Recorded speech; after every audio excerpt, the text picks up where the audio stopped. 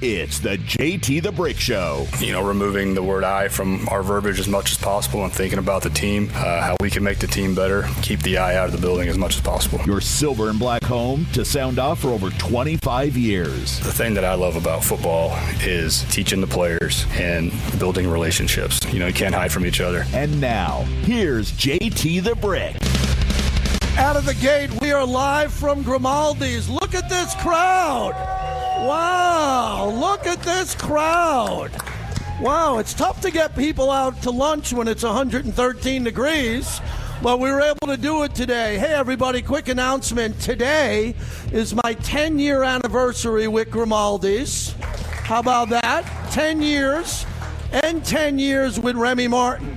And Remy Martin is hosting this great event. My buddy Tori in the back, Mount Gay rum. The silver is out now. We're excited about that. So we'll have some signature cocktails and a few little shots of cocktails in the back. Raise your hand if you would like one.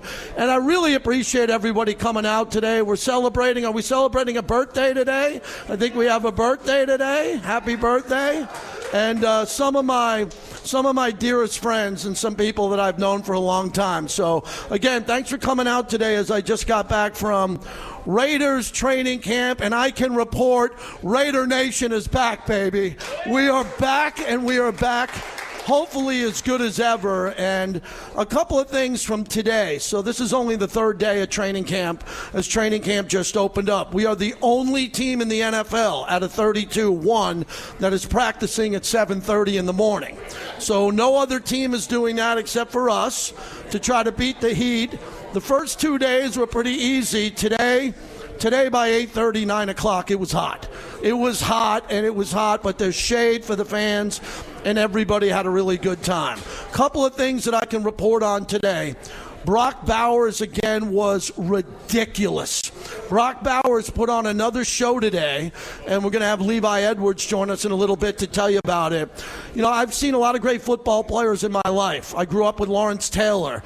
I followed Reggie White, Joe Montana, John Elway. I swear on my kids, Brock Bowers is going to be one of the greatest football players to ever live. This guy practices like it's the week of the Super Bowl. And today he was running routes. He's catching balls. He can catch anything with one hand. When he catches the ball in front of you, he catches the ball, and the vision that he has to get upfield is like nothing I've ever seen. Someone described it to me today like it was Raymond Chester in his prime, or even better than Dave Casper, who turned out to be a Hall of Famer. So he looked really good. He was excited to be out there. It was family day today. So all the wives and all the kids and all the grandparents were out there today as Mark Davis opened up the entire facility for the family. And Mike Haynes, Hall of Famer, was out there, and a lot of other people. So it was really special today to see my family from the Raiders and everybody who showed up today. And it just feels like it's a new era of Raider football. Now, as I say that, I open up and I say that every year. Every year I say it's going to be good. And it was supposed to be good the last couple of years. We had Pete Carroll. We had Antonio Pierce. John Gruden's regime was really good until he was taken out, as Brett Musburger said, by an assassin. That was done. But now with Klint Kubiak, what a practice. I mean, I get there before 7:30.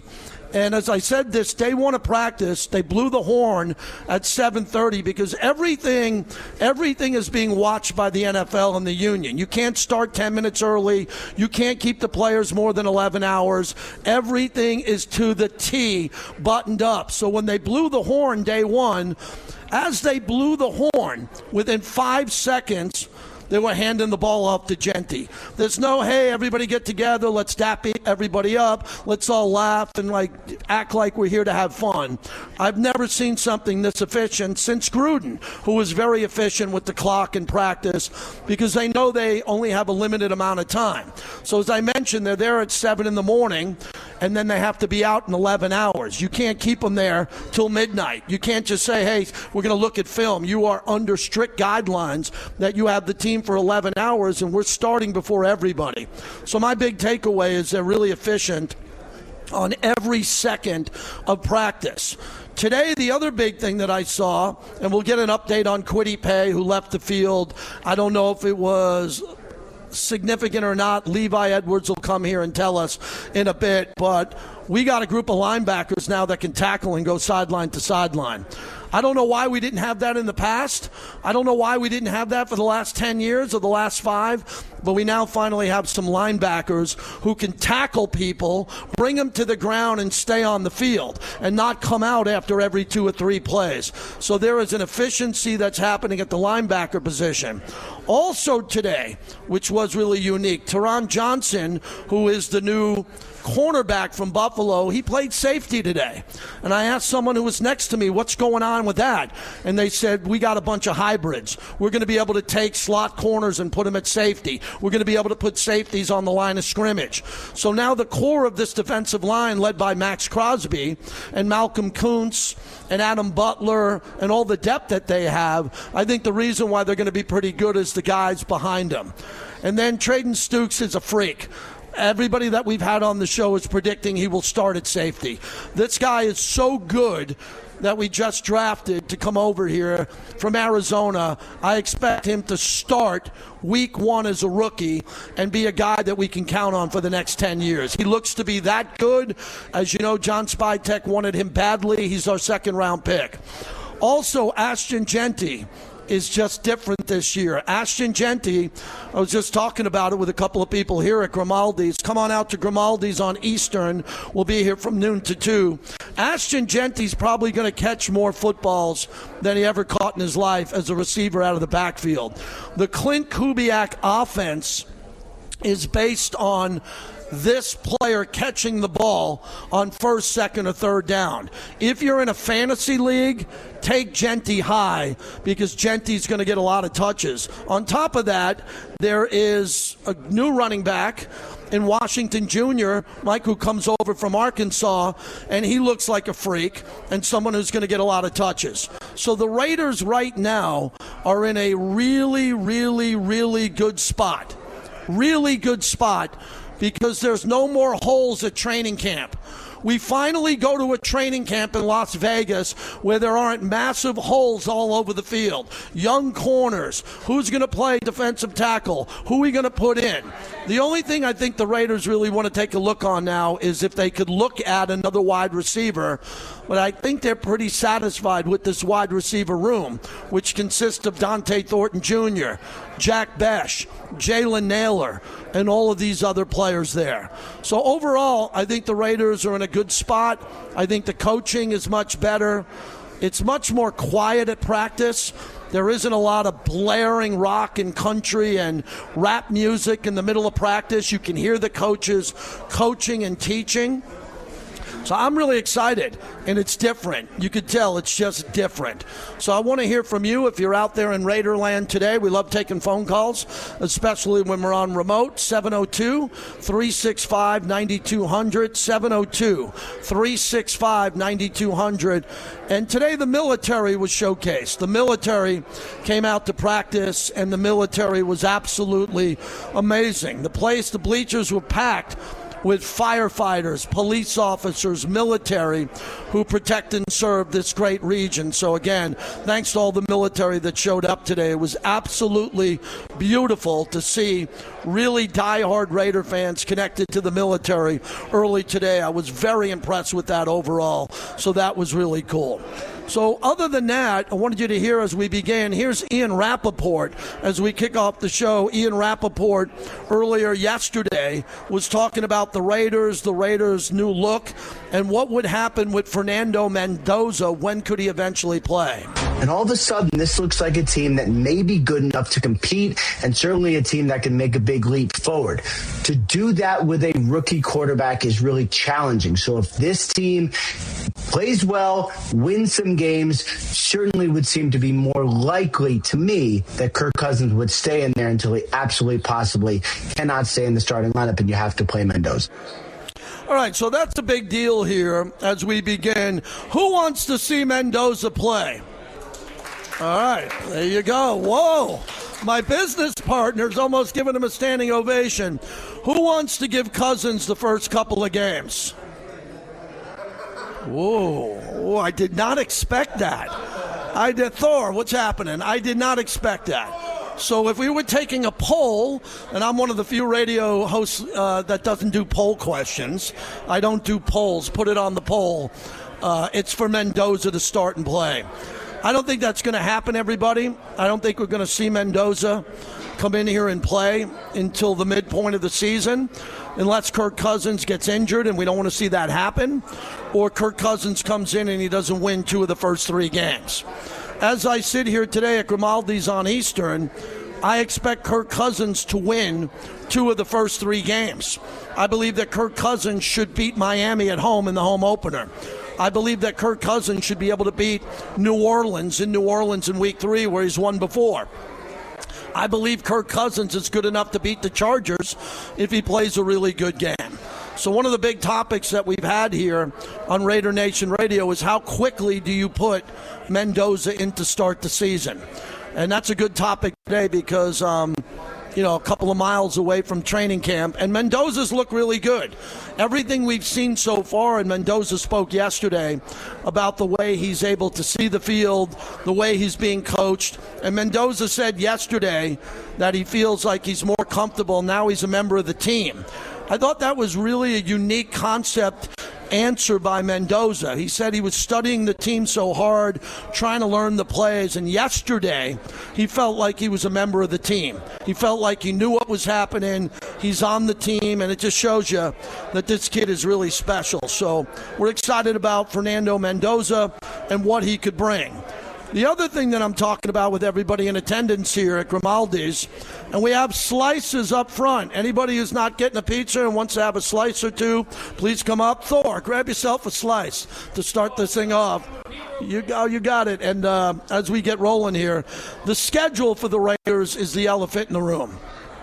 The schedule is really difficult for the Raiders because the Raiders are the only team in the NFL, Chris Bruno, the only team, not a first-place team or a second-place team, to over 5 games have to play Kansas City, Buffalo, the Rams, and Seattle. 4 of 5 games in a row. No first-place team has to do that. No second-place team has to do that. The only team in the NFL that has to play that gauntlet is the Las Vegas Raiders. And it isn't that's not because the league screwed us over. That's because this year, because they had this planned out in the past, this year was the year that the Raiders were going to play the NFC West. And that was something that we were going to see years ago. So the perfect storm hit the Raiders right now that they have to play the AFC West. And the AFC West is pretty loaded. We got to play Denver twice. They were a game away from the Super Bowl. We got to play Patrick Mahomes twice. We got to play Justin Herbert twice. So that's what we're looking at to start the season. But then we have to play Seattle. They're the world champs. We have to play the best team in football, the Rams, who, again, they're the best team in football. We have to play the 49ers. The 49ers are a really good team. And then we have to play the Buffalo Bills. And the Buffalo Bills, obviously, are arguably the Buffalo Bills are the best team in football again. So as all of this jumps out and we kick this off and we start off the season, the only way the Raiders are going to be a playoff team is they have to navigate what I believe is the toughest schedule I've seen in my 29 years with the team. This is the absolute toughest schedule that I've ever seen because the Raiders were a 3-win team, a last-place team, and now the Raiders got to get it rolling. Scotty G in the house. There's my boy. So we got a lot to get to today as we open this up. If you want to get through today, again, 702-365-9200. AC/DC's in town this weekend, so we're excited about that. Connor will be playing some AC/DC music throughout the show today as we get this going. And I appreciate all my family and friends who are here today, as this is my 10-year anniversary at Grimaldi's, and there's no place I'd rather be than this. Other breaking news stories in the NFL. It looks like Baker Mayfield is probably going to play his last year with Tampa. He went I wouldn't say he went scorched earth, but Baker Mayfield really went pretty hard overall on his opinion of exactly how he feels about playing for Tampa going forward. Tampa Bay didn't give him a really good offer. Didn't give him a good offer at all, and he's definitely going to be playing out, I believe, the final year of his deal. Also, Tua is missing a little bit of camp. Tua Tagovailoa, who is competing right now, is not fretting about a back issue that he has. He's unsure about when he will return. So that's a storyline that broke today. And then the other big story is the Kyle Shanahan and Tony Romo driving incidents. Tony Romo today was put on leave by CBS for his alleged DUI arrest. This is an allegation. He has not been convicted. Today, CBS took Tony Romo and placed him on administrative leave following his arrest. I believe that Tony Romo will get out of this arrest because as I looked at the video of his DUI arrest, it looked like the way they were making him do yoga poses and stretching and how they brought him to another spot. I believe his attorney will probably be good enough to get him off that. If it's not, and Tony Romo accepts a DUI or he's not able to plead down, today we found out that Tony Romo, who received 3 citations from the Milwaukee County Sheriff's Office following that July 23rd traffic stop, has been removed from CBS. The reason why this is such a big story is J.J. Watt is ready to take his spot. And J.J. Watt was absolutely fascinating and did a really good job year one. So we're going to keep an eye on that story. I'm one of the guys that likes Tony Romo. I think Tony Romo's done an amazing job as an analyst. A lot of people are a little bit burnt out from him, but I think Tony Romo has been one of the highest paid and best analysts in all of football, and this could be his last days. Also, the Kyle Shanahan car accident. We found out the update on that earlier today. For whatever reason, they're not going to release the police body camera on what happened here, and they want this to go away.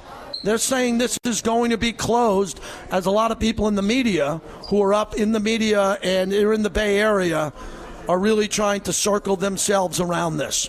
So those are just some of the storylines as we open up the show, and we want to hear from you at 702-365-9200 if you want to jump in. 702-365-9200. We got a couple of good guests who are coming by. I got a couple of alumni that might be calling in, and I'm excited to talk about what I think is going to be a great year for the Raiders. An unbelievable turnaround year for the Raiders.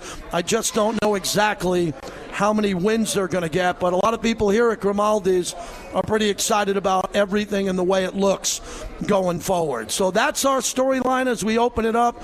We have Mount Gay Silver cocktails today.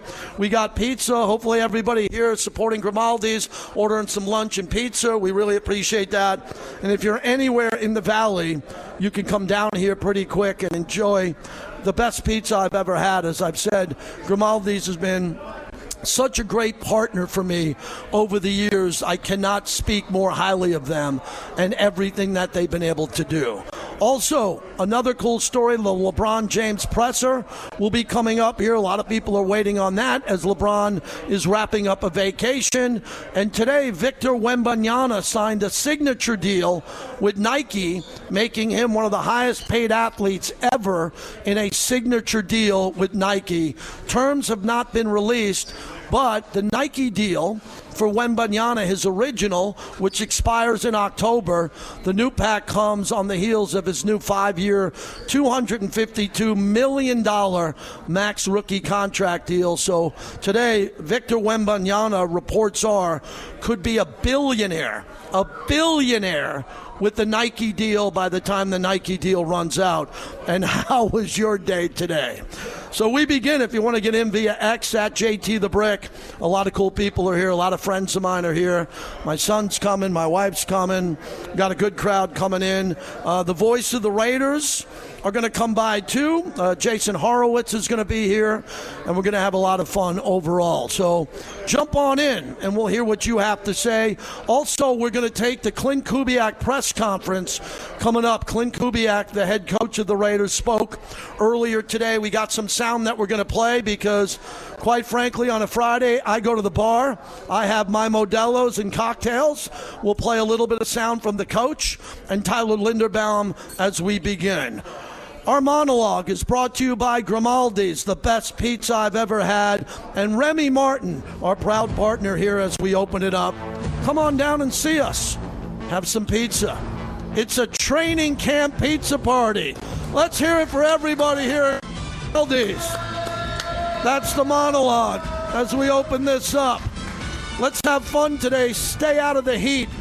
Drink cold beer and Remy Martin cocktails.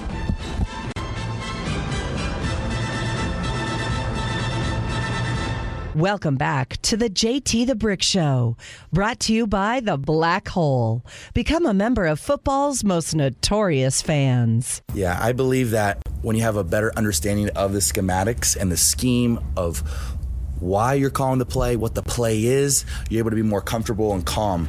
Especially in OTAs, all the rookies are doing their best to learn the playbook. But when we have this big summer break to actually dive in the playbook and understand the ins and outs of it, it gives you more chance to actually read the defense. And when you're able to read the defense and know the plays like the back of your hand, you're able to be more calm, comfortable. You know where your hot routes are. I still need to improve on my protection and intelligence and my checks there, but creating a larger and better understanding of the schematics has helped me calm down, know where my outs are, and just be more confident in general. Fernando Mendoza. And hey, everybody, welcome in the voice of the Raiders. Jason Horowitz is here, our play-by-play voice, with his young children, and we really appreciate him coming in. Wow, let's get going. What do you think of practice these first couple of days? You are the eyes and ears and voice of the nation. What do you think? It's hot. It is hot. It is hot. I believe you came over us today and said that they will have never experienced heat like this before because of how hot it is today. Yes. And yesterday we were all sitting in the shade, and today we were not in the shade. It is a very different feeling. Your young kids are how old? She'll be 13 in September. He is 9, and then our other one who's not here is 5. But they are. And as I said, they will never. Ever experience heat never. Like this in never. their life. They are again. Northeastern, just like you. They're growing up in the Northeast. No doubt about it. Today, I wanted to get your opinion of the practices with Kubiak and lack of music, lack of rah-rah. Yeah. I like Pete Carroll a lot. I didn't think Pete Carroll's team would have struggled that badly. Nobody did. Yeah. No one did. But what do you see differently with Kubiak? I think that you just pointed it out is all the ancillary parts that and we've been to other places. Yeah. This is my 5th year. We've had joint practices here with the Patriots and the Niners. We've been to LA to have a joint practice with the Rams. I think music is pretty standard. Last year, I guess it was probably a little bit more frequent. Mm-hmm. To me, I don't think that makes or breaks the team. But this is how this staff wants it to be. Right. And I think the focus. I do think there have been some things, JT, that I've noticed the last couple of days that I've never seen before. And again, you've been covering the Raiders and the NFL a lot longer than I have. But there was a drill today in special teams where Joe DeCamillis literally, as they were going down to cover a kick, stopped the team mid-cover, told each guy where they were doing and what they needed to do. Yes. And then they kept going from that point as opposed to starting it over. So I just think, Klint is such a younger coach. Not that he's the youngest ever, but he's a young first-timer. But he's surrounded with experienced older guys, and I think that is making a difference. Did it make enough of a difference for you, knowing the team and roster so well, to see the new players at linebacker, some of the new players on defense, to see Teron Johnson out there? I don't know what the status is of Kwity Paye after today as I've been here, but overall, does it look different on defense to you? Yeah, well, put Kwity Paye to the side. I think Kwity Paye, I think that is a massive player for this defense. I think Rob Leonard's got a lot of thoughts on how to use him from when Kirk Morrison and I talked to him back in June, and Kwity was excited when we talked to him at mandatory minicamp about a lot of the different ways that he was going to be used, and he's been successful as a first-round pick. So, that's a TBD thing right there. But I think the talent surrounding Maxx is the biggest difference. You know, Right. and talked to Eric Stokes a little bit yesterday. He was part of the theme of last year's defense, right? Everybody on a one-year deal. Right. The entire linebacking core, Eric Stokes, all these guys were on a one-year deal, and this year is a totally different story. You've got first-round picks all over the place who are here as free agents, Kwity Paye and Quay Walker, and guys who have been Pro Bowlers in the back. So there's a lot of that now that I think they can rely on each other and be an us as opposed to an I. I love the fact that when you call plays to Brock Bowers, you've had that connection already in his young career. Today he had a freakish day. Yeah. Levi Edwards, who's coming up later, said, what do you mean? He goes, everything he saw today looked like he was just at a completely different level. What did you see from Bowers? So I think, Brock is just like, maybe it's just that we're jaded and spoiled, but you throw anything to him, and I assume he's going to catch it. The picture of was it the Chargers game where he's fallen to the turf? Right. In SoFi, there's no way that ball is going to be caught, and somehow he's fallen down one hand, and the most impressive part is he reeled it in and it doesn't hit the ground. And I think we just come to expect it. You're expecting it. Yeah. And there's nobody in the league who can cover him. That's the thing. If healthy, I really don't think there's a single defensive player in a back seven in the NFL who can cover him. Because if you think about who are the best safeties, smaller linebackers, guys who are, not your thumpers, but who are those guys in a Kyle Hamilton type? Right. How do they match up with Brock? And I'm not sure how that would work. So the lack of a number one, right? Jalen Naylor. What do you think his ceiling is? What could it be? Well, can Brock not be the number one though? Yeah, that's what I'm getting. I think Brock is the number one. Yeah. So where does Brock have to be? Total receptions, 105, 110. I think we were talking about this yesterday on the morning show. I think if Brock is healthy, I don't think 120 is outside the scope. Because think about what did Klint Kubiak have? And I realize he's a receiver, but nobody before last year thought that Jackson Smith and Jigba was a top 5 receiver, and he was the best receiver in the league. And they didn't have a bona fide number 2. Who is their number 2 in Seattle last year? They had a couple of tight ends, right? But they weren't like stars.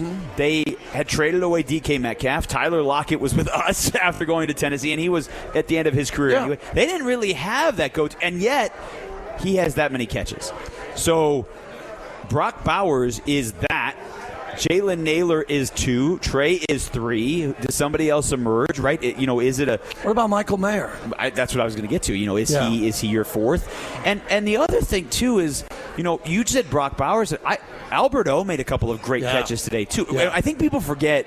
Again, he hasn't had a stellar career in the NFL, but when he was at Missouri, he was dynamite. And I think early on in his Denver career, I think people thought he would be, and it never panned out that way. But that's a talented number at the moment, 4, right? So Michael Mayer is in year 4. It's the last year of his contract. I think there's always been hope. You've been asking me what about Michael Mayer now for 3 years, and it hasn't panned out. I think he has 3 total touchdowns. Am I the only guy asking you? No, everybody does. No. Right. Because he was unguardable at Notre Dame, right? He was absolutely unguardable when he was at Notre Dame, and it just hasn't been that way yet. And then in the middle season, right, he had the moment where, 6 games, he was away for personal reasons and all of those things. So I think he has the chance still to be that guy, but he hasn't yet. So is it possible that one of the other guys becomes the 2 and the 3? I'm going to let you out of here because you're going to see The Wizard of Oz with your kids. Yeah. Do you understand what they're walking into? So I'm not going to ruin it. I don't actually. I'm not. I know he has never seen The Wizard of Oz the movie. I'm not positive. Have you? Oh, she has. Okay, so she has seen The Wizard of Oz the movie. He hasn't, obviously. He has not. Well, they're both young.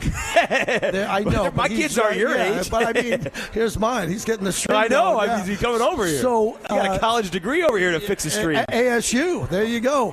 When you look at this movie, which education do you feel was more valued, Oklahoma or ASU? You've got tuitions paid to both.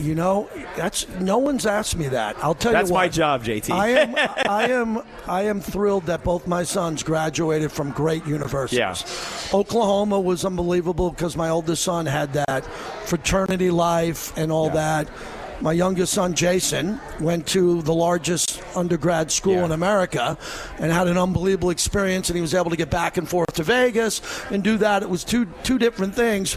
Roughly the same number. Okay. And I hope of dollars. Roughly the same number of dollars. I hope you understand what those dollars mean. Yeah. You'll get a scholarship, maybe more than one. But they had great educations. Don't they look like star athletes over there? Don't they look like they're ready to go? But here's the thing about We're working on math scholarships, JT. I will take that. The last thing about Wizard of Oz, we went in there. Yeah. No spoiler alerts. You got to catch the apple when it comes down. There's a million of them, so you'll get one. But they go quick.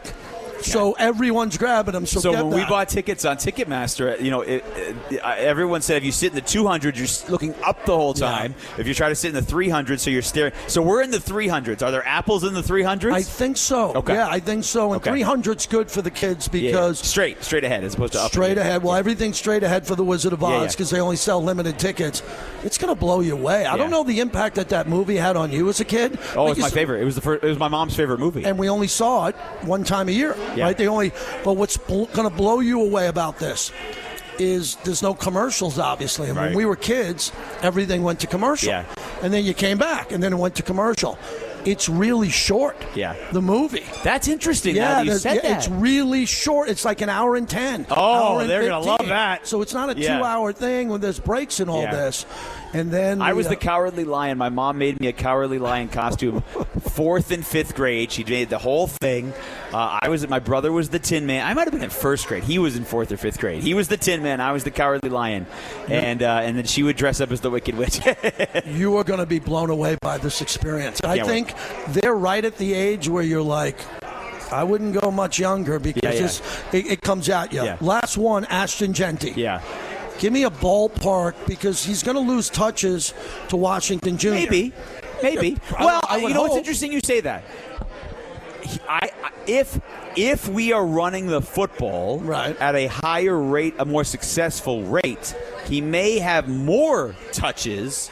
And Mike Washington also gets a higher number of touches. Interesting. Because the offense is on the field more, right? How many 3-and-outs were there last year? You can't get touches. You can't run the ball. How many times were we down 2-3 touchdowns where you're passing them? If this team is running the ball more successfully, which is the plan, you may get more touches, not less. That's a great point. You're definitely going to get But again, more it's all touches. dependent on the offensive line. So the fact that last year, I cannot believe how many plays you called, because I've heard them all, where you called a handoff to Jeanty, and he was hammered when he touched the ball. He wasn't like he was tackled. He was hammered. Yeah. That changes this year. Do you think running behind he and I were talking about that yesterday because Ashton and I were talking a little bit yesterday. One of the nice things about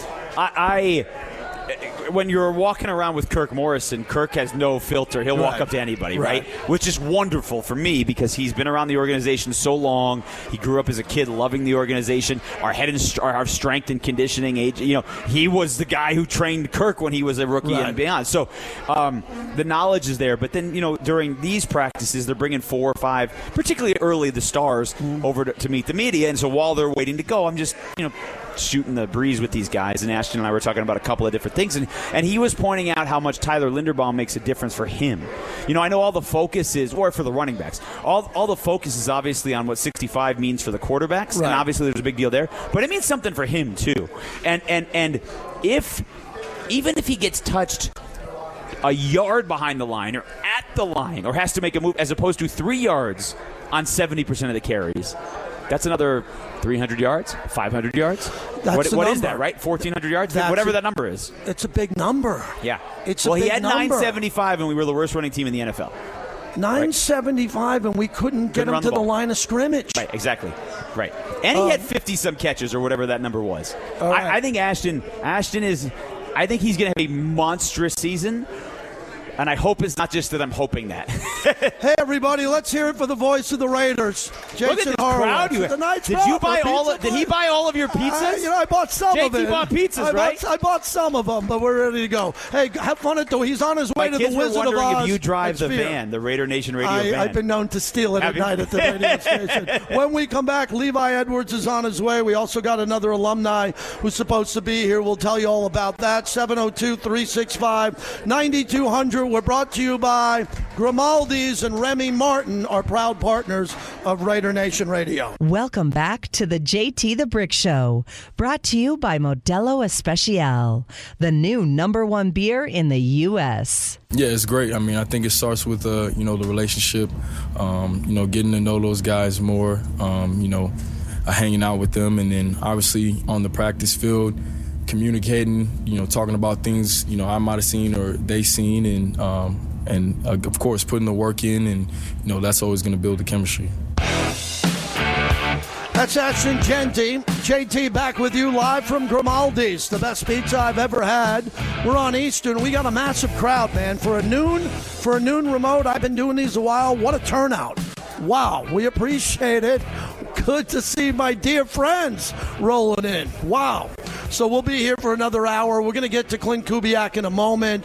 We're going to take some calls, hear from a lot of other people overall. If you want to get in, 702-365-9200. Raider D in the Biggity O. Sorry for the wait, Raider D. What's happening? Oh, man, nothing much, JT. Just hanging in. Like I said, getting excited. I'm taking in the information that you guys are putting out. It's good to hear with that Tyler Lindenberg coming and being a leader along that front line.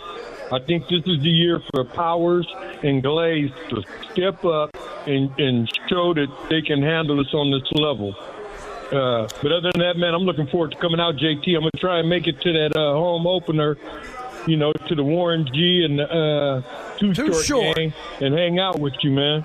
Hey, Raider D, you got to admit, you've been around the black hole your whole life.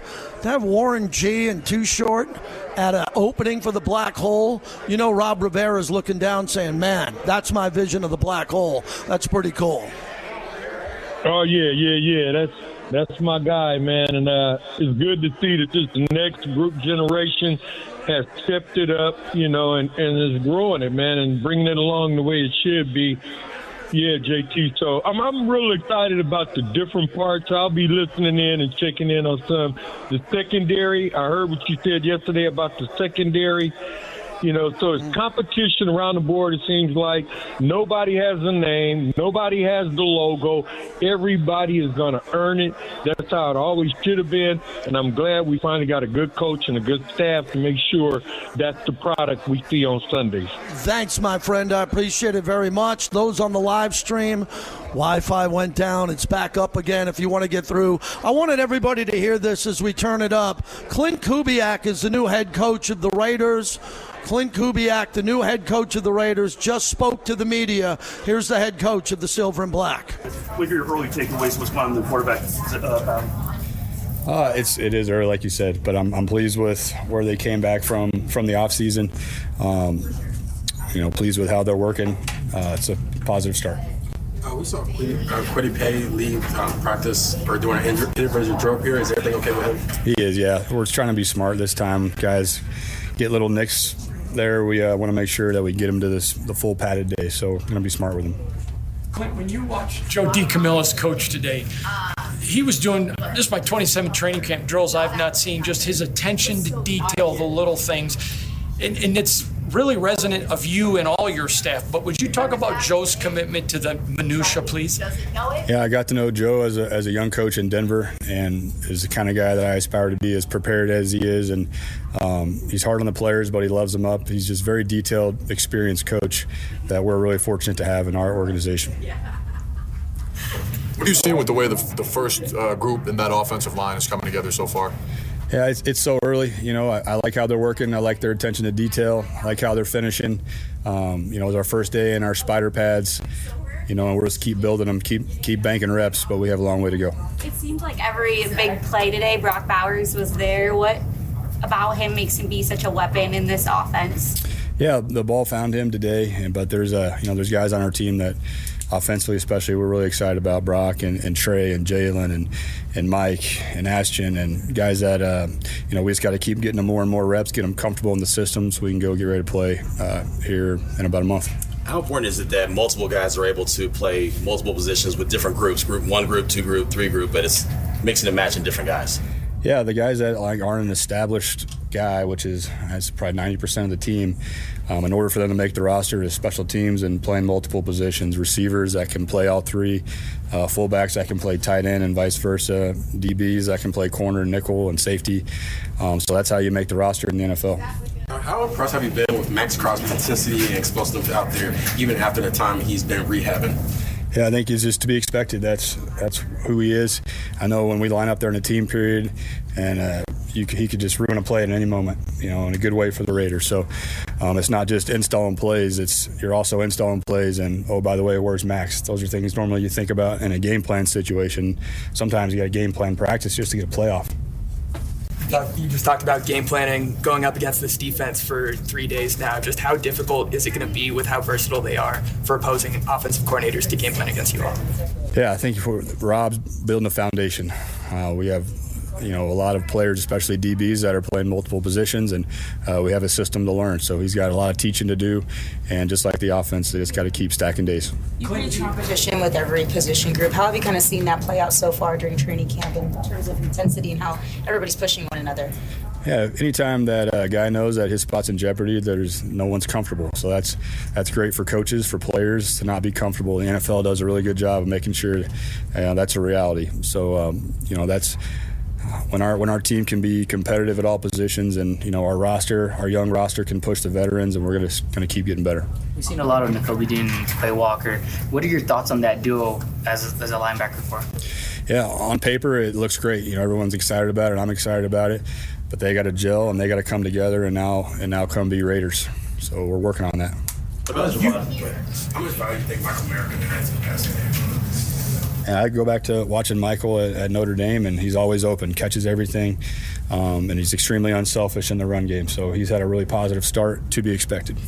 Clint, you've used that H-backs position a lot in Seattle and also in other places. When you take a guy like Connor Hayward, how valuable is he not only in the passing game but also just in getting the run game going as well?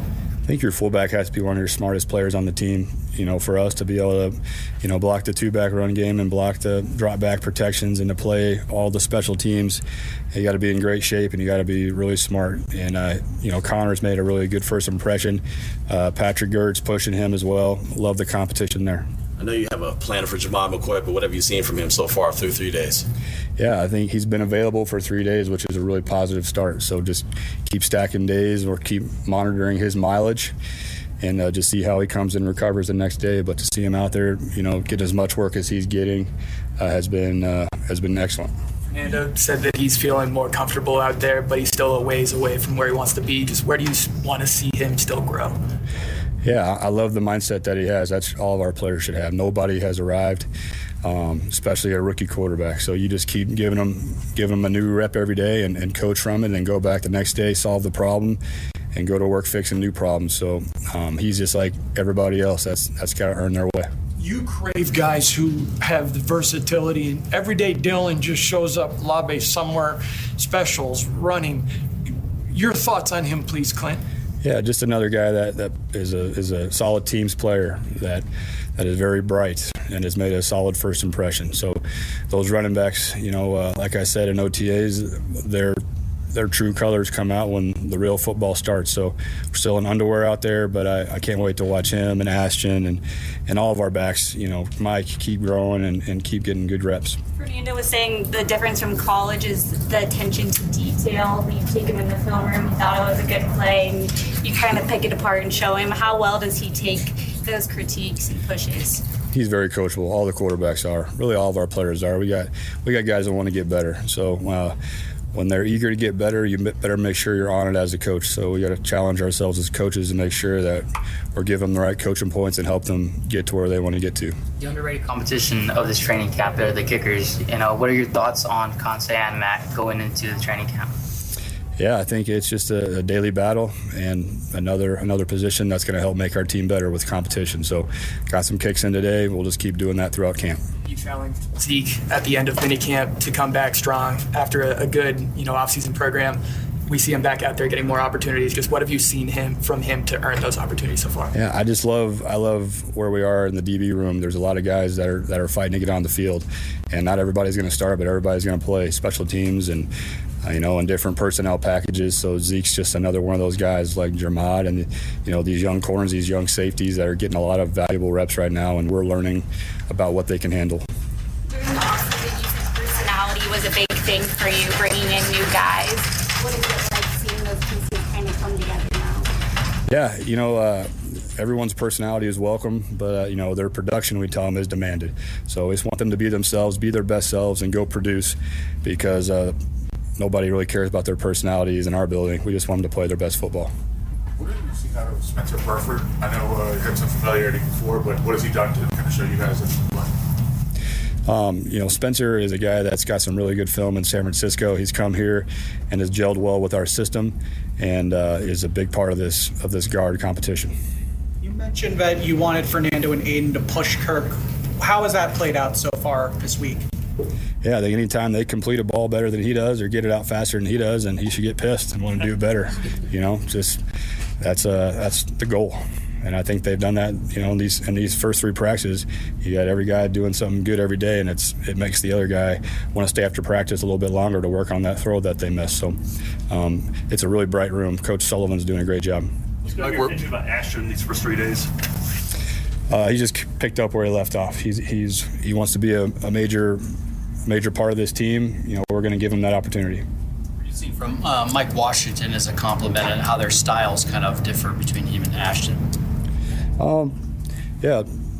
Mike's a rookie back in the NFL. Is hard work, especially in the protection game. So we're giving him a ton of reps there, and just keep him growing. It's a competition with Mike, with Lob, Chris Collier. We have a lot of good backs here, and those guys also know they're always competing with the rest of the NFL's roster. It's not just our room. So just got to keep giving them reps and see who we can count on. It's only been 3 days, but obviously when you make your plan for how you want training camp to go in OTAs, do you have certain markers that you want this team to hit or in a positive trend, and have they hit those? I think the number one thing coming in these first 3 days is to see what kind of shape we're in. And I think it's just a testament to Alex Guerrero and AJ and Chris, just our training staff that have got guys ready to go physically to play football. And I said this before, how impressed I am with those guys, but we're really blessed to have great facilities here and a great training staff that got our guys to this point. We've seen Kirk and Max kind of drawing at their other respective sides, just their energy and their passion for the game. How can that rub off on the rest of the team and kind of push it forward? Yeah, that's who they are. Max has a fun personality. Kirk is out there. He's a talker. Some guys don't say one word, but who's playing the best ball? That's who we want. We know the offensive line doesn't have pads on right now, but what have you seen from the communication as far as them just trying to get on the same page just verbally? I think Rick Dennison and Mario and Pete and just our entire offensive line coaches, they're doing a great job of pushing these guys. And offensive line-wise, it's just so important that those 5 guys can come and gel together. And then when one guy goes down, can that next guy play multiple spots? So, we're learning, we're going. I didn't mention Coach Ben as well. We have a lot of good offensive line coaches that are pushing our guys every day. All right, we are back. Okay, that was the head coach of the Raiders, Klint Kubiak, as we continue here. That's hour number 1. Levi Edwards is in the building. We'll have him come up next. I got Thor, I got Stoner Dude who are going to join me. Hey, let's hear it for Grimaldi's one more time. Grimaldi's and Remy Martin on my 10-year anniversary of Grimaldi's, the best pizza I've ever had. Everybody raise a glass, raise a toast to the Raider Nation. We are back, Raider Nation! Raider Nation unite!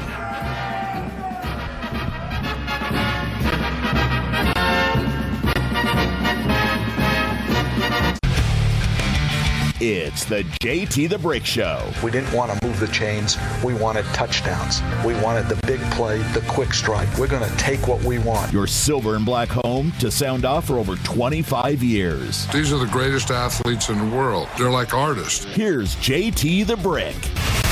Welcome back, everybody. Hour number 2, live from Grimaldi's, the best pizza I've ever had. Remy Martin. Thank you to Tori and the whole entire team from Remy Martin.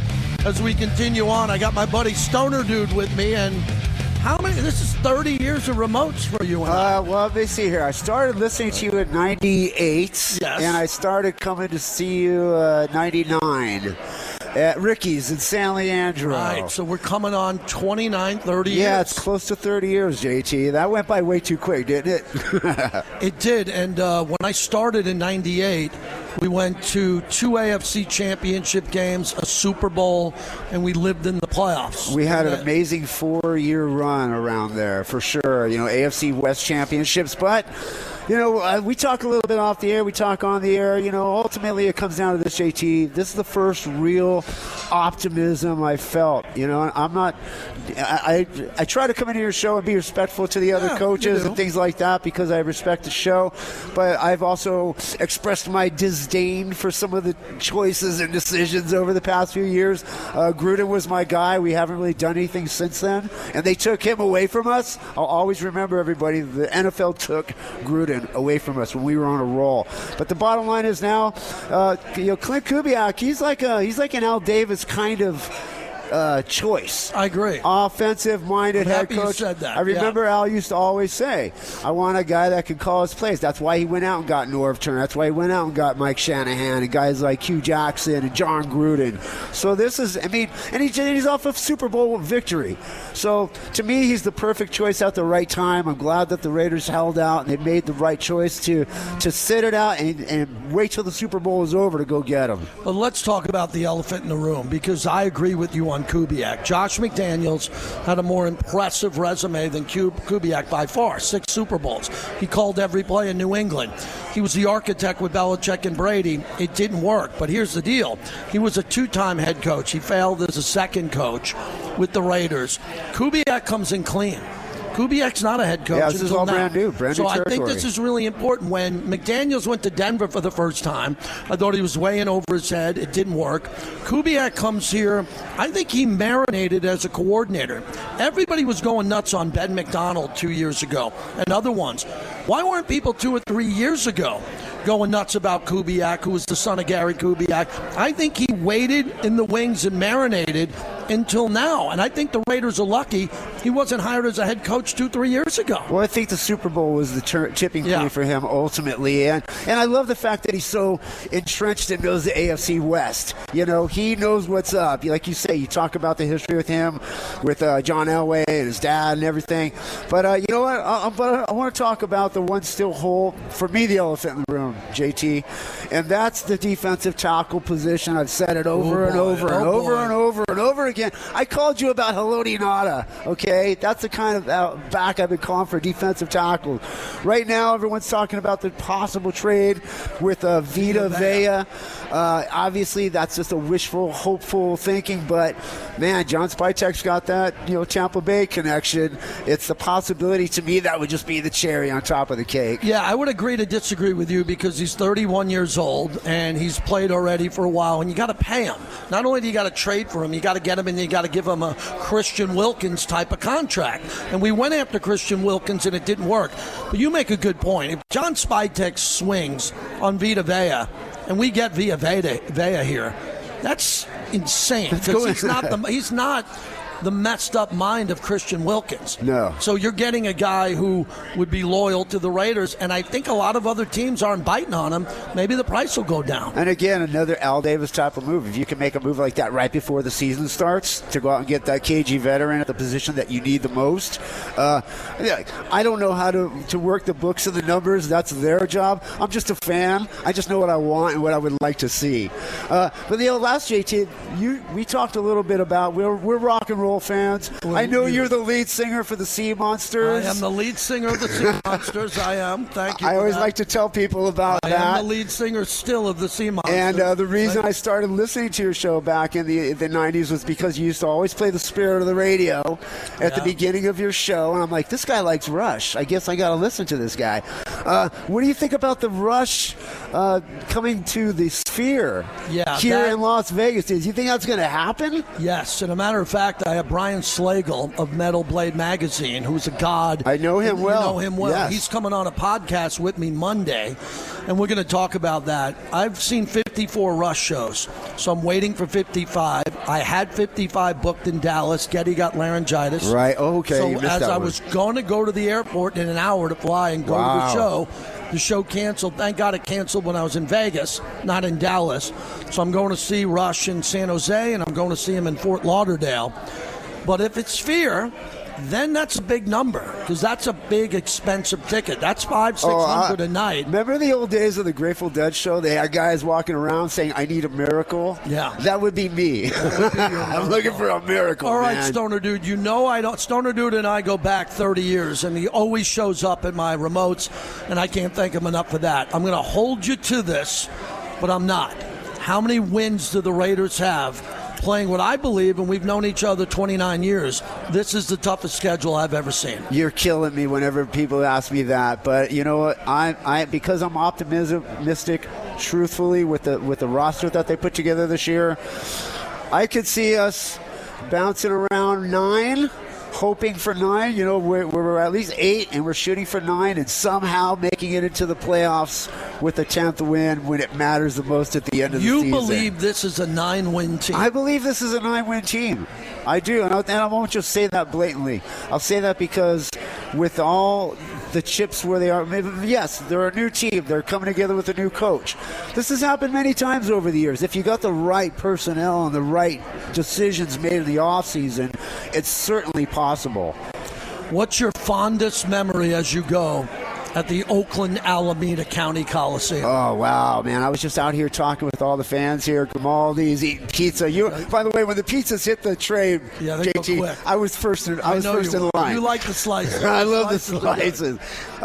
Well, there's so many. I could tell you about so many games, but, man, when my band Raiderhead, the world's only Raider tribute band, was playing out in the parking lot, and Metallica was setting up right across from us in the parking lot for the AFC Championship game versus the Ravens, that would last forever. There's videos of it all over YouTube. It's one of the greatest days of my life, because what happened there is I had to do the pregame show, and I was told to come out and see it, and I was so stressed because I had to go on the air, and I couldn't miss it. Right. So I watched the song, and I raced back. I ran from you know how far that was from the center part of the stadium. Yeah. I had to race back there and get on the air with Artie Gigantino, George Atkinson, and David Harmon. God bless George Atkinson. And they said to me, "What are you talking about?" And I said, "Metallica is playing in the parking lot." Did that set the tone for one of the greatest days in Oakland Raiders history? I'll add to that. I was out on Hagenberger Road in a line of cars going down about a quarter mile, waiting to get into the gate,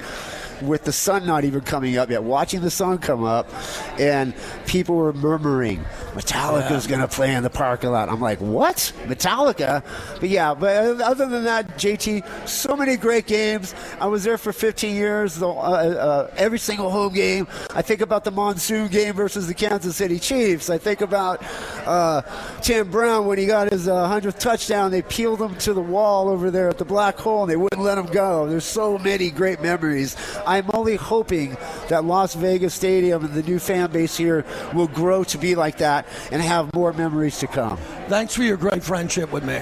Right on, you're dude. a big Thank part. you. You're a big part of my life. You became more than a caller and a radio friend. You became a real friend. I don't say that often, and thanks for always having my back. Tina Ricardo gives her regards and says hello. Tell Tina I said hi. And as a musician, you know how to lightly take the headset on. And we're going to give it to Thor. We're going to get Thor in here. Later. So, Thor, you come around here, but watch this. So we got to make sure Thor's going to join us from the Raider Nation Drinking Club, and he's going to sit down here. And we're going to talk to Thor for a few minutes as we continue on here on Raider Nation Radio. Then Levi Edwards is going to join us coming up here in a few minutes. So if you want to call in, 702-365-9200. And Thor from Summerlin, my very good friend with his Raider Nation Drinking Club hat on. How are you, buddy? Man, I'm hanging in, JT. How you doing, brother? What's on tap today? What do you have? Is that a Sam Adams? This is a Sam Adams seasonal. Yes, sir. Yes, sir. Woo! Lord a Sam Adams seasonal. Yes. So what does that mean? What season are we in? Because it's 114 degrees outside, Thor. I mean, in Vegas, this is death season, but it's just called a summer lager, probably. I'm not sure, but it's delicious. I love Sam Adams seasonals, the winter and the summer lagers. Nicely done. So you're going to be coming to practices. You're a season ticket holder. What is your optimism like for the Raiders this season? My optimism is, as always, I'm excited. Honestly, I really believe we could win the division. I know, I'm out there. I know people are thinking I'm crazy, but honestly, you know, I'm an optimistic dude. I'm a Raider fan, and why am I going to start out being all pessimistic like, oh, well, we're only going to win 4 or 5 games? I don't want to hear that. I believe the first 4 games... Wait a second, I'm going to interrupt you. If the Raiders win the first 2 out of 3 games, home against Miami, at New England... That's 2-1. I'm going to give the Charger game a 50-50 shot. We're due to beat the Chargers. Raider Nation's due. We're due to beat the Chargers. But 2-1 means there's 2 wins under the belt before the gauntlet of the season even gets going. And on the back end, there's definitely 2 or 3 wins. So the team cannot win 8, 9, 10 games if they don't win the first 2 out of 3. No, you have to. Honestly, I want to go 3-1 in the first 4, but 2-1 in the first 3. Honestly, I'm not scared of Kansas City. I'm really not. They're old. They're beat up. We really don't know. They can save. Fraggle Rock is ready to go for the season opener. He's ready to go, and he might be. But we don't really know how he's going to act with live bullets.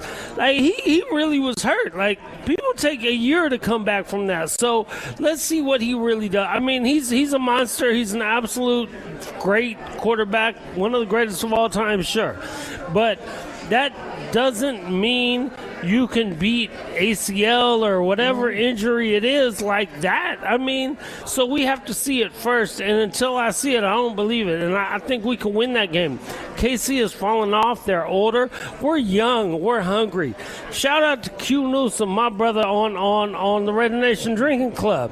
Young and hungry, baby. That's what we want. Young and hungry, and that's just what we are. Let's go. All right, last one. Thor and I are friends on and off the radio. We've been sitting and saying, you can't sell your tickets anymore to non-Raider fans. I want that to be a small part of my legacy if I have any control of my voice to say this has got to stop. And what I mean by that is you can sell your tickets. I'm not the ticket police. People got to buy groceries. People got to pay for college. You have the right to sell every ticket you have. But you also have the right not to sell it to a Denver fan or a Kansas City fan or a Buffalo fan. What is the message to these fans who are just throwing up these tickets on these pay sites? Someone's paying for them instead of taking a moment and making sure you offer those tickets to a Raider fan first. They're not real fans, JT. So we actually talked about this on our last live broadcast. We talked about certain Raider rules, and we all came up with one. And one of the rules that was brought up was you do not sell your tickets to non-Raider fans.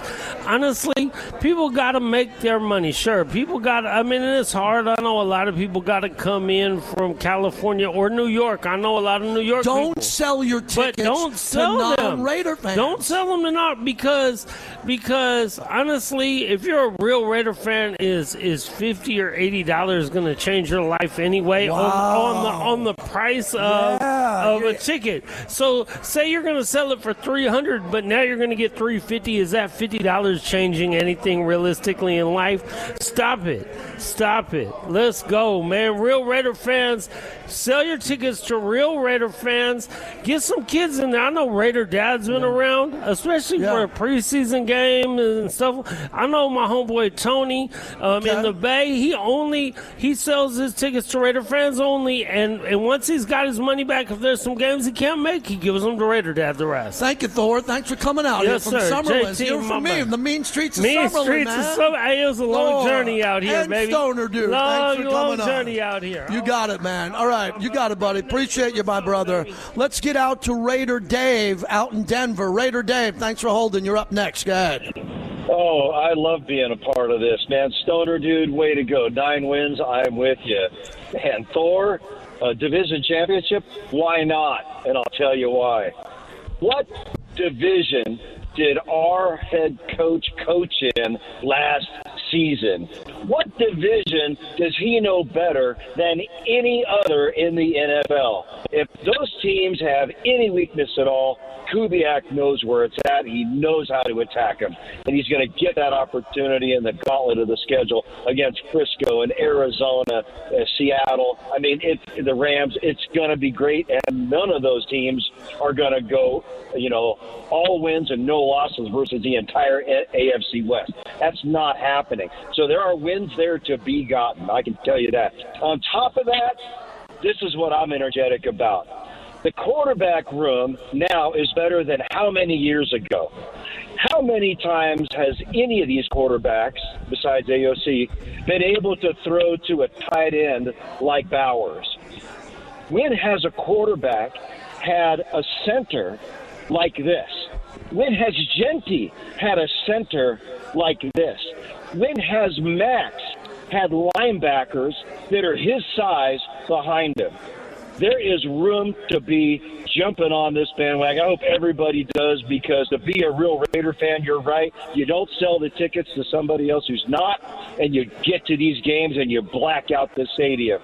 And, man, I just can't wait for this season to start off. Great show. Thank you, my buddy. Appreciate it. Thank you very much. I want to thank this nice group that came out for the birthday. Let's have a round of applause for them. Happy birthday. You got a beautiful bottle of Mount Gay rum, silver. Your name is? Happy birthday, Marie. Have a great... I'm from Long Island, New York. You're from Brooklyn. There you go. Have a great birthday weekend.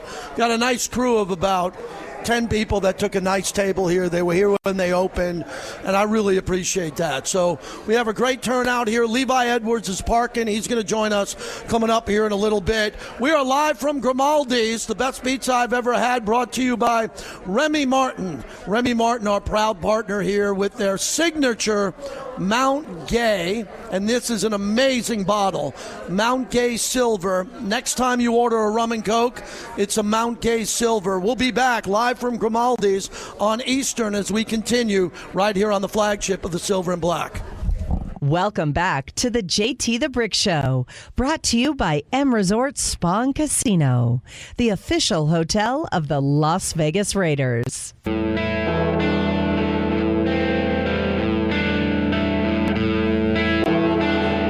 JT back with you as we continue on. Levi Edwards is pulling up. We're going to have him on. He's going to give us a detailed update of what happened at practice earlier today. But Brock Bowers spoke, and Brock doesn't speak a lot.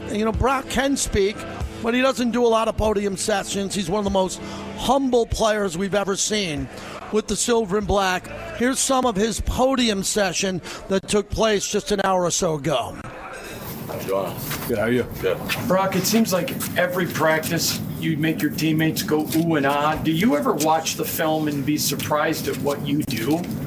Not really. We're just out there playing football, and guys make plays a lot. So I just go out there and try to make my plays, and they come to me. Brock, going into this training camp, is there something specific that you wanted to work on this season that you might not have worked on a couple seasons before? Man, nothing specifically, just always coming out and showing my best every day, and really just running, just playing as hard as I can every single snap out here, because that's what's going to make you better in the game. What has been your early thoughts on this Klint Kubiak offense that you're obviously a big part of? Yeah, no, it's been great. Coach Kubiak, he's been awesome. He's all football all the time, so all the guys really respond well to him, and really like when he's put in. How's it been so far developing the chemistry with Kirk? Oh, it's been good. Kirk's man. We've been out here working since OTAs, so it's been really good working with him. And he's a really sharp football mind. He's like a coach out there, so it really helps. Getting your first 2 seasons under your belt and knowing what you can do, how much higher do you think your ceiling is going into your 3rd year? Oh man, that's tough. I don't know. I just go out there and try to do what I do. I don't know. I don't really kind of think about that. Just always try to be improving.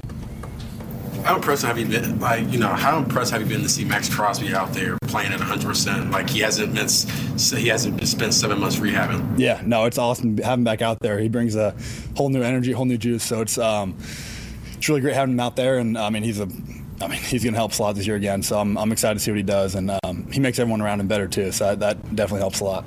The entire office is learning something new. How has how have you guys been able to gel so far? I know it's very early.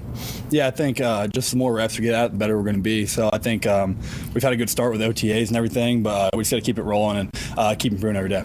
Congratulations on your engagement. What was that like for you? The video was very sweet. You seemed a little nervous. Oh, yeah. No, I wasn't nervous like 10 minutes before, but yeah, it was really sweet. Glad you said yes. So she said yes, right? Yeah. So after what you went through last year, is there any change to your approach or your mindset going into this season? No, I mean, it's part of football. Got to go out there and stay healthy. You got to stay available. So just got to play it week to week and, just play ball. You can't think about that. You talk about staying healthy, staying available. It seems as if you kind of leaned out towards this offseason. Were there anything in your training program or your regimen that you feel like you changed that's going to continue to have longevity this season for you and health-wise? Yeah, I've been doing a lot of like kind of preventive stuff. So, like injury prevention stuff's huge. So just staying in shape all off season and really just focusing on football. That's it's been a good time. So I'm excited to see what happens this year. It seems like every big play today, you were a part of it. What about this new scheme allows it to click for you so quickly?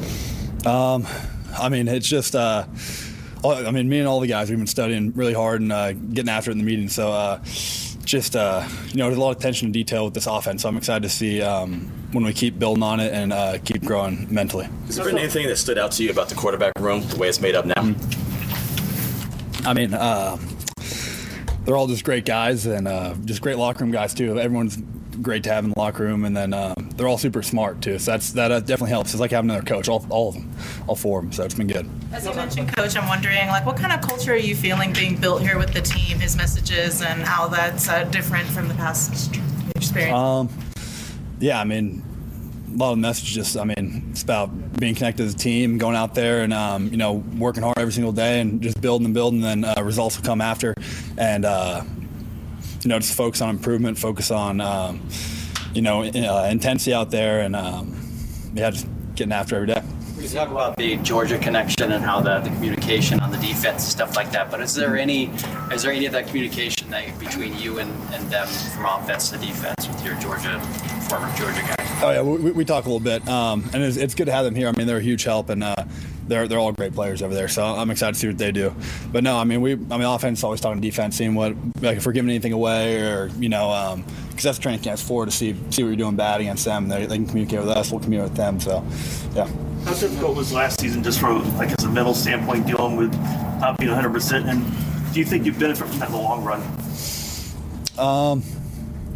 Last season was definitely tough, especially first game. Getting banged up a little bit, but definitely had to persevere and fight through some things throughout the year. But I don't know. We'll see how it goes this year. We've seen you and Michael on the field at the same time a lot. Just what do you like about those heavy sets that are a part of this Kubiak offense, and how do you think they benefit your game? Yeah, no, I think those heavy 12, 21 personnels, and just that. I feel like there's so much versatility, especially with Mike out there. You can do so many things, like running routes. He can run routes really good. He runs the ball really good, and he freaking blocks really extremely well. So I'm excited to see how we incorporate him and what he does out there. All right, that was Brock Bowers from earlier today, as we said, and we're live from Grimaldi's. Best pizza I've ever had on. Beautiful. This Eastern, this is winning me over, man. It's this close to the Raider facility, and we had a whopping crowd. Some people are starting to kind of move around. Some new people are coming in, thanks to this great staff at Grimaldi's today. So Jason Horowitz, who joined us live earlier, he talked about 110 receptions for Brock. Not to quote him, but 110 receptions. I think that's got to be the minimum. I think that Brock is healthy. He wasn't healthy last year. I think that Brock Bowers, in my opinion, can have 110, 115, 105 receptions. If Brock Bowers has over 100 receptions, and again, he could have 98 and they could all be productive, then the Raiders have a number one wide receiver. Then they have a number one wide receiver, and then they don't have to sit around and worry about getting that number one now. If Brock doesn't have that many receptions, they have to go get a number one receiver. But I'll tell you, a couple of people are talking about Trey Tucker looking unbelievably great. And if we don't play it today, we'll play a portion of it coming up next week. Trey Tucker, this is a monster opportunity for him. to come on in and do something really special. And I'm a fan of Jalen Nailor. I really believe that Jalen Nailor can come in. Now, the Jalen Nailor, and I'll put this in the chat. We're live on YouTube, live from Grimaldi's. I'll throw this into our chat. What's the ceiling for Jalen Nailor? What's a fair number, Raider Nation, of how many receptions he should have? Fair. We're not talking Randy Moss in his prime or Jerry Rice. But if Nailor comes in and gets you, what, 60, 65? Would you be good with that, or do you want 70 or 75? DC Raider from the Bay says 50. 50 would be good. Then Kenny Clark says 60 plus. 60 plus is a big number. 50 is coming in here in our chat. So if you look at that, if Brock gets you 110 or 105, and then all of a sudden Nailor is able to jump in and Jalen Nailor gets you 50, here's the key to this whole conversation. Ashton Jeanty is going to have a lot of catches. If you just follow what Seattle was able to do and how Seattle was able to run their offense and throw to the running backs out of the backfield, then they had a two-headed monster. Let me throw this into the chat.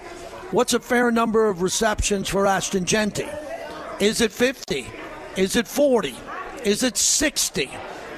I don't know. I really got to dive into that number with Ashton. I think Ashton's going to scamper. I think Ashton's going to play really good as a receiver. I think he's going to have a big year as a pass-catching running back. So if you get Bowers at 105, Nailor at 60, Ashton Jeanty, 45, as Ryan Miller comes in the chat. I appreciate that. Now you're looking at 200 receptions for Bowers, Jeanty, and Nailor. Those are 200 receptions before I get to Mike Mayer, before I get to Trey Tucker, before I get to Jack Besh, and before I get to Dante Thornton. And there's going to be another receiver that jumps in. So I think the play action is going to get moving, and it's going to move at a heavy level. All right, Levi Edwards will join us next live. I'll keep the stream up going for that if you want to go on YouTube. Everybody else, join us here to the top of the hour. Levi Edwards will join us. We're going to play a portion of Tyler Linderbaum as we come out of break, or Trey Tucker, because Connor has done an amazing job running the show this week. Connor, you can jump on the mic. You're saying Trey Tucker was the most impressive of all the ones you listened to? Yeah, I felt Trey Tucker did a good job this morning at kind of peeling back the curtains, talking a little bit about Kubiak's offense, and then shedding a little bit of light on some of the other receivers in the receiver room. Okay, we'll get to that coming up next. We want to thank all of our partners. We always do that on a Friday, but today's about Grimaldi's and the way they treated us. Hey, everybody, let's hear it for the Grimaldi staff. This unbelievable staff. Everyone who served us today and was so good. What a great group of people here. We're live from Grimaldi's on Eastern. It's the best pizza I've ever had.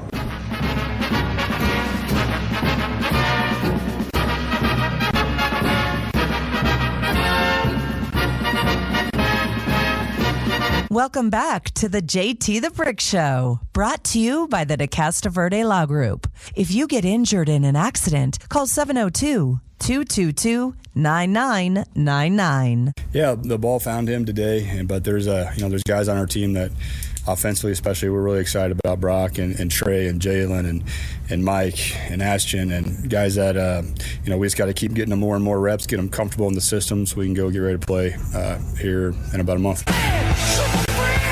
All right, we're excited. Klint Kubiak. Levi Edwards will join us in a few moments. We'll have him come in. And Trey Tucker in a second, but I go to Connor, who's done an unbelievable job for us this week. The Summer of Fun. Our word today for everybody to text into. Go ahead. Yeah, let's go ahead and get that word coming in now to 702-365-9200 if you want your chance to win a Grand Canyon Sedona trip, or if you just want that $3,000 cash. Today's word of the day is independence. Independence. Text it right now to 702-365-9200. Thank you, my friend. Appreciate it. Here's a little bit of Trey Tucker, who spoke to the media a short time ago. It seems like this receiving corps is kind of a collective. Like there's not one necessarily standout guy. It's a bunch of guys that are trying to do the work. Is that how you see it? And I guess how can that help you guys perform when everybody kind of just has a role? Yeah, I think for us, our offense is so, multiple that right now you're just seeing guys everywhere, and I think that's for a reason because I don't think really anywhere you just have a guy that does one thing. You want to be able to have multiple guys that can do multiple things. So that's what they're trying to figure out, giving everybody an opportunity to show how much they can do, and that'll help us come season time. How are you and Jalen similar as receivers, and where do you think you're most different? Yeah, he's, I think we complement each other really well. And he's been really cool to work with. That's my guy, and I think we're going to do really cool things this year. And he's going to be a big part of the team, and he's going to have a big role. And I think for us, it's just like I said, we complement each other well. We both can do a bunch of things, and there's things that he can do really well, and there's things that I can do really well, and you put them together, and it's going to help the team. What part of this offense do you feel like is going to help you take your game to the next level, even more so? I think everybody being on the same page. How can we get better, as a unit? Because I'm not the only one out there. There's 10 other people. So how can we all get better? How can we all know what we have to do? How can we all communicate well? Because that's what good football teams do. They communicate well. They all know what they're supposed to do. It's 11 as one. And however we can do that, I think that'll help us all. How do you feel you're acclimating to this new Kubiak offense? Oh, great. I've been a part of 4 different systems, so for me, it's all football at the end of the day. And I think, people just call it different. There's some of the same terminology that I've had in the past, so it's not that, it's not that much, honestly, and it's really cool. Going back to the buy-in, have you seen your teammates and the rest of the guys around the locker room, have you seen them buy into what they're selling and talking about to help build this team this year? 1,000%. That's everyone in the building, from strength staff to, nutrition, to athletic training, second floor, third floor. Everybody has 100% buy-in, and that's what you want, and that's going to help us win games. And that's, this whole building is one. Everybody operates as one, and this is the first year that I felt that it's completely like that, and that's, hats off to all those people that have, put it together. Obviously head coach, GM, Mark Davis, AJ, Chris, AG, all those guys, just fighting to make that, the reality here at the Raiders. You mentioned the that's you guys in the wide receiver room, What does pushing each other and holding each other accountable look like for you guys in that room? Yeah, I think for us, we just want to be, as a group, we just want to be, really good on the field. And what that means is doing our part, we can't go out there and not block and then expect to, catch touchdowns. It just doesn't work like that. So, it's just the little things for us, making sure that everyone goes out there first and foremost, they know what to do, because that's the most important thing. You can't play fast if you don't. And then just doing your job. It's that simple. When that happens, good things come to you, the ball will find you. What's it been like working with Kirk Cousins so far? What kind of personality is he to the quarterback room? Oh, man, Kurt he's contagious.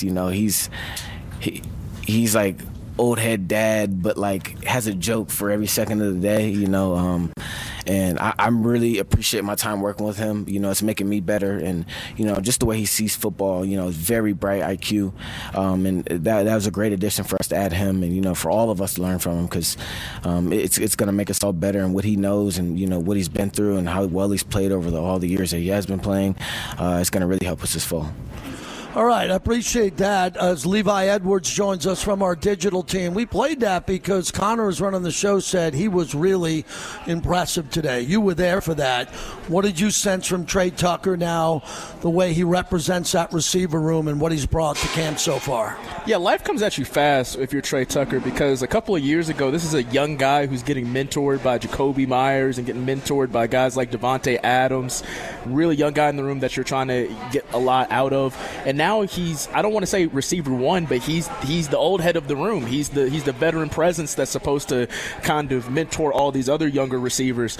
So I really like how he's been able to step into that role. Obviously, there's not necessarily going to be a receiver one on this team. There's going to be a lot of different players doing a lot of different things, but in terms of that veteran presence, that calming presence, being able to get the most out of guys and kind of be a veteran presence and force for the receiver room, I think he's doing a great job of that so far. So when you saw Geno get the ball to Trey Tucker last year, at one point that was working. It was. That was working. So it didn't work at the end, and the last part of the season was tough. Not much was working at the end. But. Absolutely. So how do you see Cousins or Fernando or Aiden, depending on what happens in the order, getting Trey Tucker involved early, like where he can start the season off the way he started it off last year? It's all about mismatches, really, and that's the name of the game for Klint Kubiak in this offense. What you're going to realize, it's all going to be about mismatch and putting guys in opportunities to win their one-on-one battle.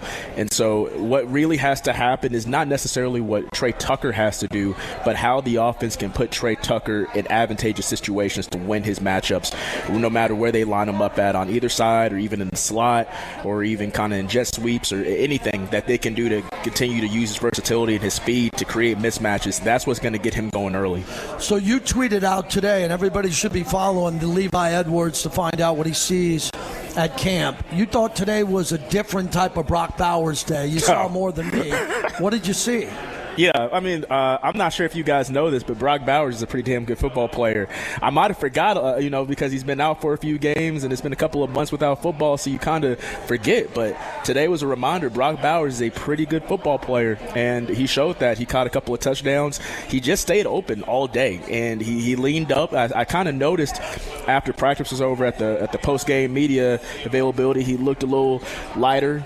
He looked a little toned up. So he said he did some calisthenics this offseason, and he really focused in on his training program because he wants to stay on the field. He doesn't want to have another year like he did where he goes off week one, gets hurt, and then he's just battling through injury throughout the whole year. So I think he's really taken a step within his nutrition and his training program. But he looked like the Brock Bowers that took things over his rookie year. So do you believe the defense should have did a better job with Brock today, or Brock was just better than the defense? Well, obviously, at this point in training camp, you just want guys to get looks, and you're trying to see what you can get from the offense, see what you get from the defense. So the secondary can't really necessarily do all that they want to do without pads on yet. But at the end of the day, it's Brock freaking Bowers. I think he's going to do that regardless if the corners were trying to guard him or not. It didn't matter. He was going to do that regardless because we've seen him do that to whoever he wants since he's been in the league for 2 years.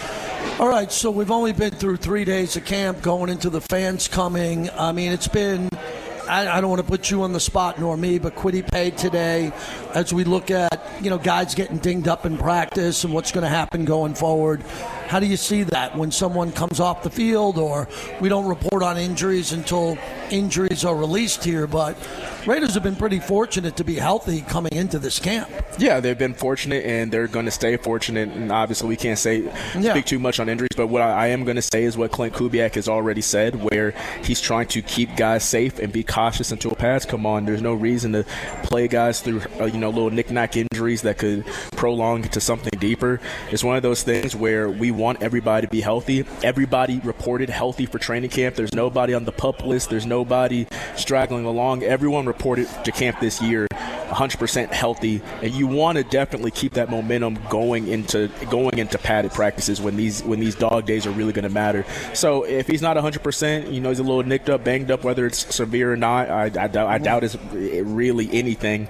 But let's just be cautious. Let's get guys to the first day of pads. Sam Warren reported that Klint Kubiak said Kwity Paye is okay, and the team is just trying to be smart with little injuries before padded practices. That's exactly what he said. He said it right in front of me. So okay. Nothing, no development there. Okay, so that's good to know. Any other? The big thing I wanted to get to you today with is a lot of fans are buzzing about Jeanty as a receiver. And Jason Horowitz was here where you're sitting about an hour ago, and he was really bullish on the amount of touches that he's going to get out of the backfield. And if you go back and look at Seattle with their two-headed monster, how many times they really focused on that. That was the play. It was either Smith and Jigba, who was double-teamed over the top of the safety, or it went to the back out of the backfield. Well, let's assume that Brock is double-teamed over the top with the safety. That's got to open up Ashton in the flat to catch a lot of balls. Absolutely, and when it comes to Ashton, obviously he wants to be the workhorse back, and everybody has said that he's going to be the workhorse back. Even Klint Kubiak said that today. He said, he wants to have those carries, and we're going to give him the opportunity to. At the end of the day, though, let's pride quality over quantity when it comes to Ashton Jeanty. Let's not just get him 30 carries and all these touches just for the sake of it. Let's keep his body fresh and also make sure that you're using him adequately in the right situations. And I believe last year we saw that with the amount of times that he caught the ball in the big games he had and the 5 receiving touchdowns that he had. If you use him properly, if you pride quality over quantity of just giving him carries just to have them as your workhorse back, spread it out. Mike Washington's a pretty good back. Dylan Laube getting a lot of reps. Hell, I saw Roman Hemby make a few catches today. I thought he looked pretty good. So let's spread it out and make sure that the quality of Ashton's reps mean more than the quantity. Teron Johnson playing safety was interesting. I walked off the field with you today and I said, what's going on with that? You explained to me this hybrid secondary. Yes. So if I don't see Isaiah Palomal or Chin, or I see someone moving there, nothing to see or something to see? I'm not okay. So I'm not going to get too schematic with things, but I mean this is a pretty common thing. So there's been this position in the league for the last couple of years that started to become really prevalent, called the star. And so the star is kind of something that it really started to catch on with Jalen Ramsey with the Rams, of kind of just being this hybrid defensive back in general, where it's like not a corner, it's not really a corner or a safety or a linebacker. It's just like somebody that you can just line up anywhere and do anything. And last year, the Seattle Seahawks won the Super Bowl because they had a rookie from South Carolina, Nick Emamori. I probably butchered his last name. Guy's a beast, stud, 6'3", 220 pounds, ran a 4.4 at the combine, defensive rookie of the year finalist. He had a hell of a season, and he was one of the big reasons why they were able to get that far, because he played in that star role.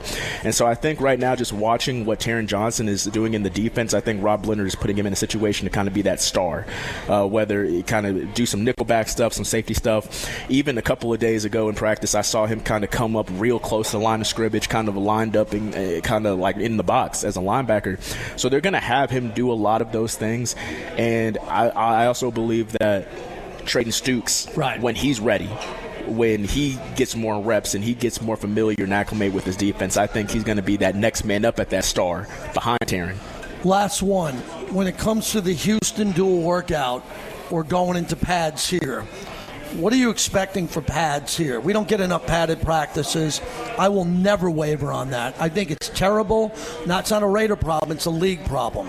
Old school thinking right there. You got to have padded practices. You have to, because I think it helps players from not getting injured, because they're practicing in pads which they're naturally playing in.